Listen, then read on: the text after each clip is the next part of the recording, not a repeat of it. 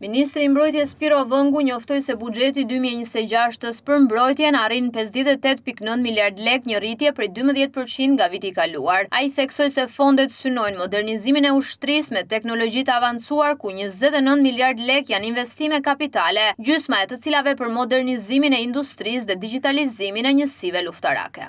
Buxheti i mbrojtjes 26 do të mundsoj modernizimin e forcave të armatosura, ringritjen e industrisë ushtarake, forcimin e emergjencave civile dhe rritjen e kontributit ton në NATO, si kundër dhe në sigurinë rajonale.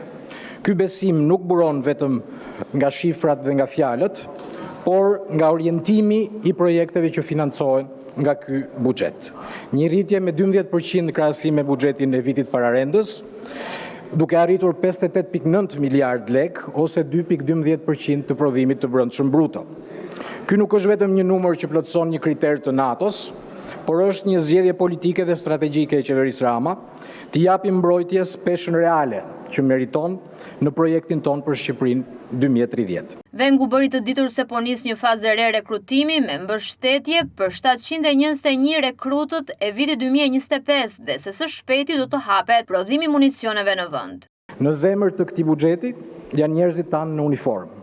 Plot 13 miliard lek që shkojnë për ta, për paga më të larta, siç rrisim pagën minimale, pagat e administratës, vijojmë rritjen e pagave të ushtarakëve për të kapur mesataren e NATO-s sipas projeksionit ton në 2029.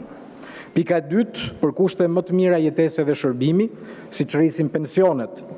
Financojmë gjithashtu për herë të parë statusin e ri të ushtarakut, një kërkesë prej më shumë se 2 dekadash nga të gjithë ushtarakët në rezervë apo në lirim.